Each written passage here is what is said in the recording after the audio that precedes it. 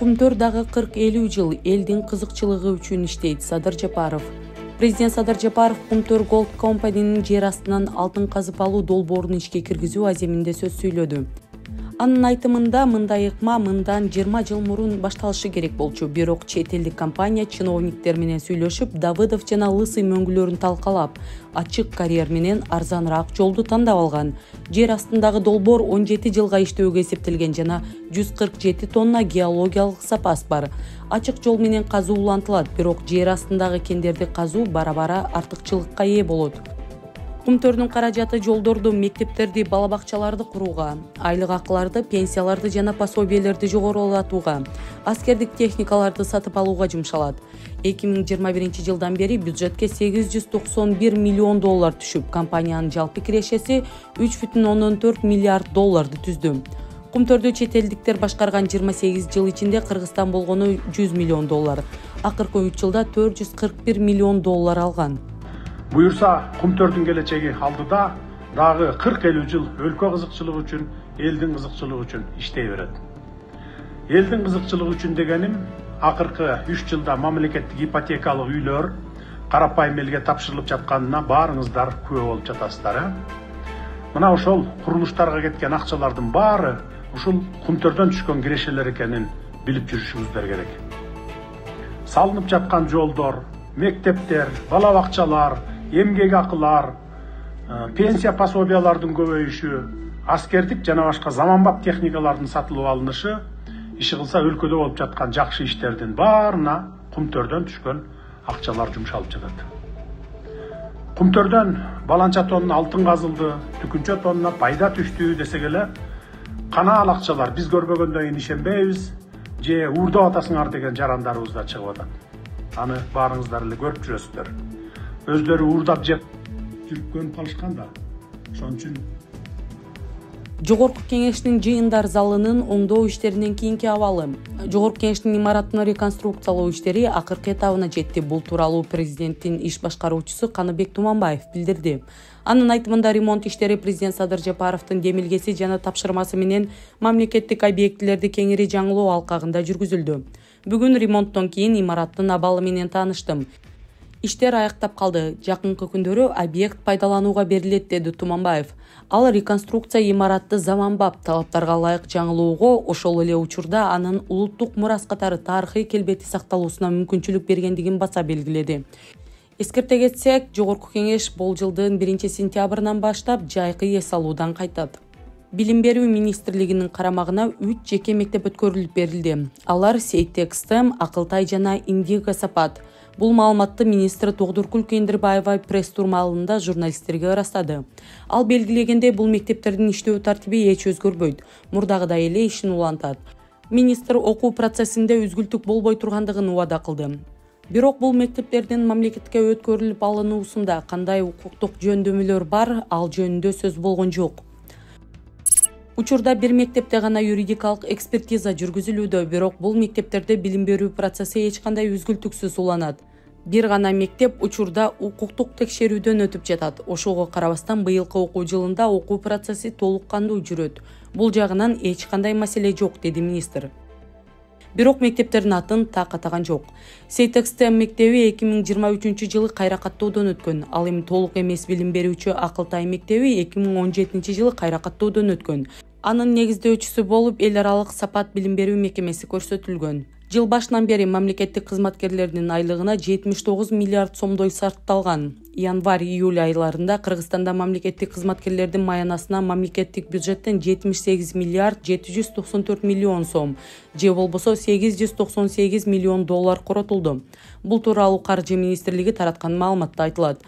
Бул сумманын 78 миллиард сомго жакыны туруктуу иштегендердин эмгек акысы. Убактылуу иштегендерге эмгек акы төлөөгө 866 миллион сом коротулган. Мындай эң көп акча билим берүү тармагынын кызматкерлерине. Ал 32 миллиард сомго жакын төлөнгөн. Кара Суу райондук ички иштер башкармалыгынын ыкчам кызматкерлери алдамчылыкка шектелип кармалды. 20-августта УКМКнын жана Ички иштер министрлигинин тышкы чалгындоо кызматынын Ош шаары жана Ош облусу боюнча кызматкерлери алдамчылык фактысына шектелген Кара Суу районунун ички иштер бөлүмүнүн ыкчам кызматкерин кармашты. УКМК билдиргендей, 2024-жылдын ноябрь айында милициянын капитаны 2 жарандан 5000 рубль, 5000 доллар жана 220 000 сом алган. Акча алдамчылык боюнча козголгон кылмыш иши боюнча оң чечим чыгаруу үчүн прокурор менен тергөөчүгө өткөрүп берүү үчүн каралгандыгы айтылган. Мыйзамсыз алынган каражаттардын жалпы суммасы 10 000 доллардын тегерегинде болгон. Натыйжада шектүү 20-август күнү эртең менен Кара Суу районунун Мады айыл аймагынын өздүк курамын түзүү учурунда кармалган. УКМК Айчүрөк соода борборунда жасалма айфондорду саткандарды аныктады. Бишкектеги Айчүрөк соода борборунун имаратындагы мостовой соода түйүндөрүнүн кызматкерлери телефонду оңдоочу адистердин жардамы менен сыйымдуулугу 256 гигабайт болгон жаңы телефондорду ачып, тиешелүү микросхемаларын которуп, мобилдик аппараттын сыйымдуулугун жасалма ыкмалар аркылуу 1 терабайтка көбөйтүшкөндүгүн аныкталды.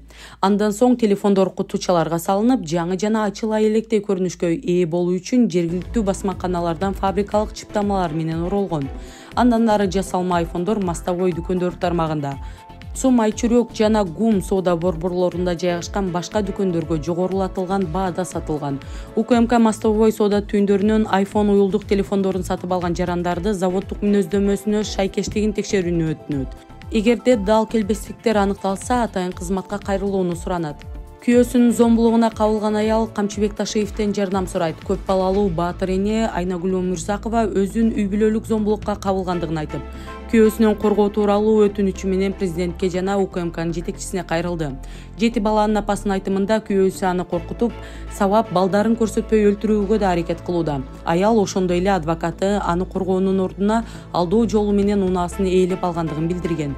Элдик генерал Камчыбек Ташиев, Өмүрзакова Айнагүл, 7 баланын энеси Батыр эне зордук зомбулукка кабылып, 4-5 жылдан бери мыйзам чегинде эч кандай акыйкатка жетише албай жүрөм. Милиция, прокуратура, сот исполнительдер бирөө дагы менин көйгөйүмдү чечип берүүгө күчү жетпей жатат. Жолдошум Рауф Анаятарев зордук зомбулук көрсөтүп, мени сабап, жаш балдарымды дагы сабап, мени өлтүрүүгө да аракет кылды. 24 август 2025 жылы 15 милиция келди Свердлов роводусунан. Бирок милиция дагы мага коргоо көрсөтө алган жок. Учурда УКМК Наталья Наговицына турган жерде жашоонун белгилери жок экендигин билдирди. Улуттук коопсуздук боюнча мамлекеттик комитет альпинист Наталья Наговицына турган жерде жашоонун белгилери жок экендигин билдирди.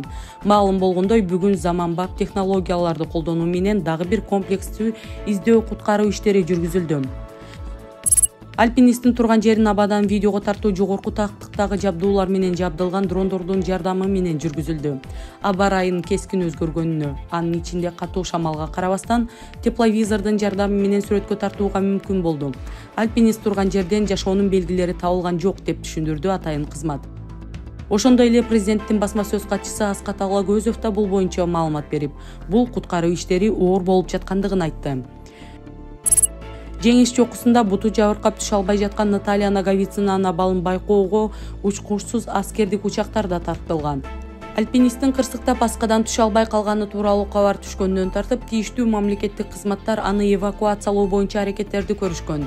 Куткаруучулардын бардык аракеттерине карабастан альпинистти экстремалдык бийиктиктен эвакуация жүргүзүүгө мүмкүн болгон жок. Начар аба ырайын тоскоолдугунан улам Наталья Наговицынага жетүү кыйынчылык жаратууда.